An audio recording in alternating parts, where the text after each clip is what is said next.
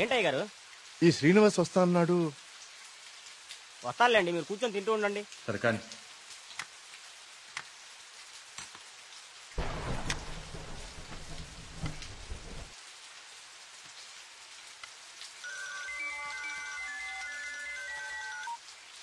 ప్రియా చెప్పమ్మా, ఫోన్ చేసావా? వర్మ గారు, మన శ్రీనివాస్ అండి, అదే బావిలో.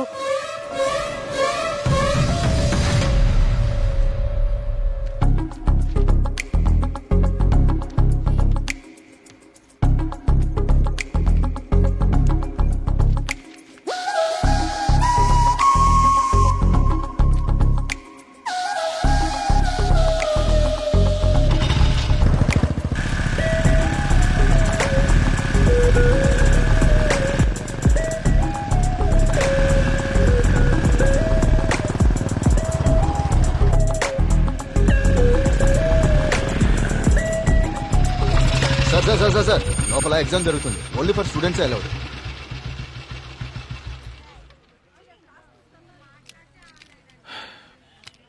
స్టూడెంట్స్ ఏంటి సార్, లోపలికి పంపడానికి టిప్పా? కాదండి, నా వయసుని గుర్తు చేసినందుకు ఒక చిన్న gift. Thank you. Thank you sir.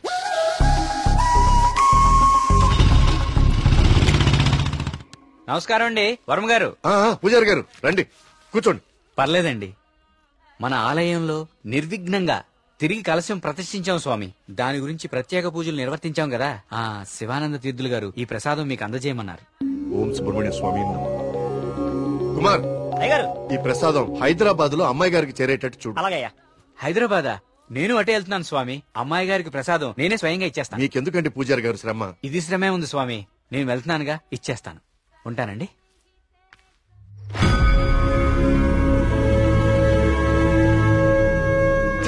వర్మగారు ఏంది ఈ టైంలో ఇటు వెళ్తున్నారు? వర్మగారు, వర్మగారు,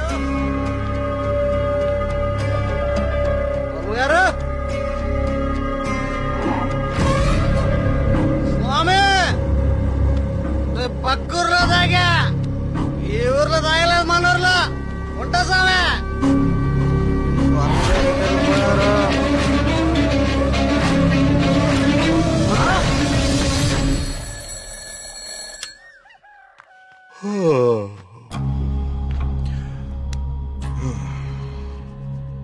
ఓం సుబ్రహ్మణ్య స్వామి నమః. అయ్యా, మిమ్మల్ని కలవడానికి ఇన్స్పెక్టర్ గారు వచ్చారు. వస్తున్నానని చెప్పు.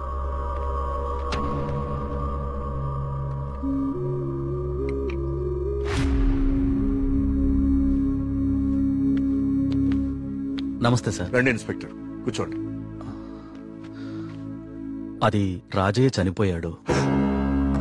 అయ్యో, నిన్న సాయంత్రం కూడా కలిశానే. నిన్న రాత్రి పక్క ఊర్లో తాగి మన ఊర్లోకి రాగానే ఆత్మహత్య చేసుకున్నాడు. దీంతో ఇప్పటి వరకు 5 ఆత్మహత్యలు. వీళ్లలో ఎవరికీ చచ్చిపోయేంత సమస్యలు లేవు. చనిపోయే ఒక్క క్షణం ముందు కూడా ఆనందంగా గడిపిన వాళ్లే. ఈ 5 కేసుల్లోనూ మనకు దొరికిన ఆధారాలు 2. ఒకటి పిచ్చిరాతలు రాసి ఉన్న కాగితాలు, 2 నెమలి. ఈ 5గురు చనిపోయే కొన్ని నిమిషాల ముందే ఒక భయంకరమైన నెమలిని చూశారు. వాళ్ల పక్కనున్న వాళ్ళు భయపడ్డారు. వీళ్ళు సంతోషంగా చనిపోయారా? మీకెలా తెలుసు? మీకెలా తెలుసో నాకు అలాగే తెలుసు. ఇన్స్పెక్టర్ గారు, కేసు చేయి దాటిపోతే విషయం ఊరు దాటిపోతుంది. అది మీకు మంచిది కాదు, ఊరికి మంచిది కాదు. త్వరలోనే ఈ సమస్యకి పరిష్కారం చూడండి. సార్, ఒక మాట చెప్పనా? ఆ స్వామికి అభిషేకం చేయించి మనం ఆగ్రహం తెప్పించాం. గోపాలం చావుతో మొదలయ్యింది. ఇది ఎవరితో ఆగుతుందో ఏమో.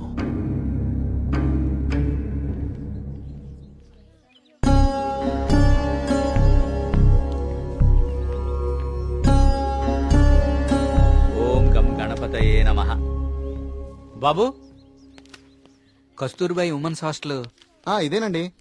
ప్రియమ్మ గారిని పిలవా? అలాగే అండి, మీరు ఇక్కడే ఉండండి, అలాగే. నేను వెళ్ళి పిలుచుకొస్తాను. అలాగే అమ్మా. విఘ్నేశ్వర,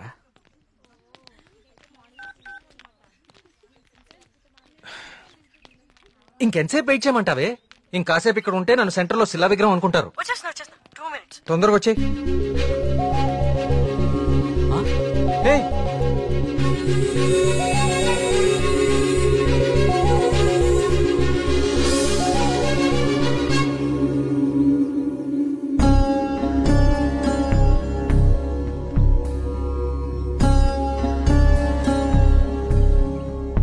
ఓం సర్వనుభవాయ నమః. నువ్వు చాలా అదృష్టవంతుడు అయ్యా. సుబ్రహ్మణ్యపురంలో కలశాన్ని తిరిగి ప్రతిష్ఠించిన తర్వాత స్వామివారికి అలంకరించిన వస్త్రం ఇది. ఇది నీ మెళ్ళలో పడిందంటే నువ్వు గొప్ప యోగ జాతకుడు అయ్యా. సుబ్రహ్మణ్యపురం కలసం పట్టం అదేగా? అవునండి, మీకెలా తెలుసు? కనీసం 10 లక్షలు ఖర్చు పెట్టుంటారు కదా. ఊరి పేరు చెప్పుకుని మీ స్వామీజీ ఒక హోండా సిటీ కూడా కొనుక్కుని ఉంటాడు. కలసం కూలితే సిమెంట్ పెట్టి అతికిచ్చేయాలి గాని ఇలా లక్షలు తగలేయకూడదండి. 30 కోడి పిల్లకి జబ్బు చేస్తే 3 రూపాయలు మందు కొన్నట్టుందండి మీ వ్యవహారం. ఇప్పుడెందుకు టెన్షన్ పడుతున్నారు? ఇప్పుడేం ప్రత్యక్షమైంది? హాయ్. ఏయ్, సుబ్రహ్మణ్యపురం గురించి నీకేం తెలుసు? ఆ రోజు కూడా ఉత్సవాలు ఇలాగే నోరు పారేసుకున్నావు. చదువుకున్న ప్రతి ఒక్కడికి దేవుని తిట్టడం ఫ్యాషన్ అయిపోయింది. నేను చెప్పేది కొంచెం వినండి. నువ్వు చెప్పేది నేను వినాల్సిన అవసరం లేదు. ఎన్నో వేల సంవత్సరాల చరిత్ర కలిగిన దేవాలయం అది. దాని గొప్పదనం నీలాంటి మురుకులకు అర్థం కాదు. నీకు దేవుడంటే నమ్మకం లేకపోతే అది నీ కర్మ. కానీ దేవుణ్ణి నమ్మే వాళ్ళని మాత్రం అవహేళన చేయి. సుబ్రహ్మణ్యపురం మా ఊరు. మరోసారి మా ఊరు గురించి మాట్లాడితే నేనేం చేస్తాను నాకే తెలీదు. ఇంకోసారి ఈ ఏరియాలో కనిపిస్తే పోలీస్ కంప్లైంట్ ఇస్తాను.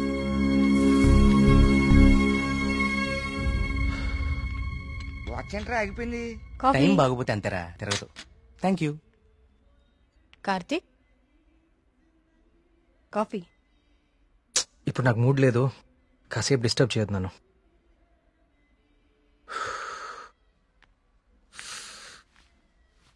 ఏమైంది సార్ సీరియస్ గా ఉన్నారు? వాడితో ఒక అమ్మాయి 1 సైడ్ గొడవ పెట్టుకుంది. 1 సైడ్ గొడవ ఏంట్రా? అసెంబ్లీలో అధికార పక్షం లాగా మన వాడికి మాట్లాడే ఛాన్స్ కూడా ఇవ్వలేదట. అసలు ఎప్పుడైనా అమ్మాయిలతో మాట్లాడితే కదా తెలిసేది. కరెక్టే.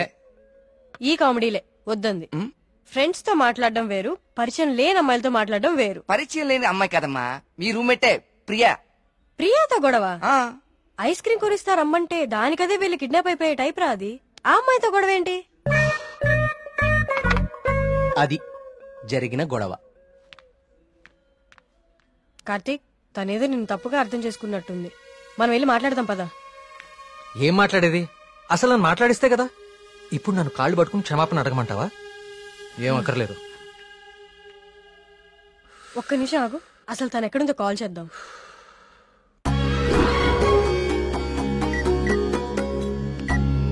హే, అదిగో ప్రియా. ఆ ఎక్స్ప్రెషన్ మార్చు. ముందు తన నీ గురించి ఏమనుకుంటుందో తెలుసుకుందాం. కాల్ లిఫ్ట్ చేయి, బ్లూటూత్ పెట్టుకో.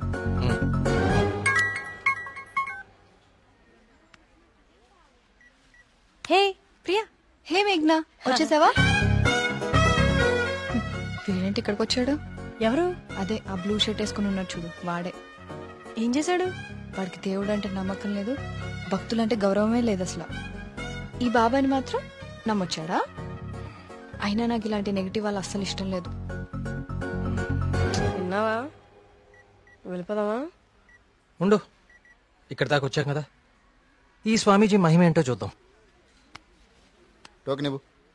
స్వామీజీ చాలా మహిమ గలవారండి. మీరు ఏ కోరికతో వచ్చారు ఇక్కడికి?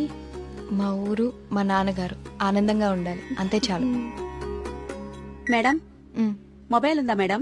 ఇలా ఇవ్వండి, టోకెన్ తీసుకోండి. ఏంటి బాబు, మీరు యూత్ కదా, మీరేంటి స్వామీజీల చుట్టూ బాబాల చుట్టూ తిరుగుతున్నారు? చూడ్డానికి అలా ఉన్నా లోపల ప్రాబ్లమ్స్ ఉన్నాయండి. 6 నెలల క్రితం వీప్ మీద ఒక పెద్ద గడ్లాగొచ్చిందండి. క్యాన్సర్ అని భయం. డాక్టర్లు కూడా ఏం చేయలేకపోతున్నారు. అవునా బాబు? స్వామీజీ గురించి విన్నాను, చూద్దామని వచ్చానండి. జాగ్రత్త, చూసుకోవచ్చు కదా. మీరు పెద్దవాళ్ళు, ముందుకెళ్ళండి.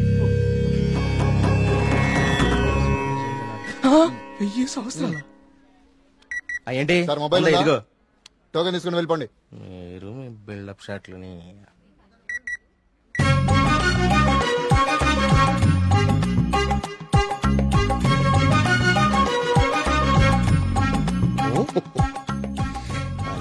బాబా గారు కళ్ళు తెరిచారు, బాబా గారు కళ్ళు తెరిచారు. నేనా? నువ్వు నేనా దా. స్వామి. నీ భార్య జబ్బు నిన్ను ఇబ్బంది పెడుతుంది. అవును స్వామి. వైద్యులు బతకడం కష్టం అంటున్నారు. అవును స్వామి. ఎలాగైనా నా భార్యను మీరే కాపాడాలి స్వామి. మహాప్రసాద్.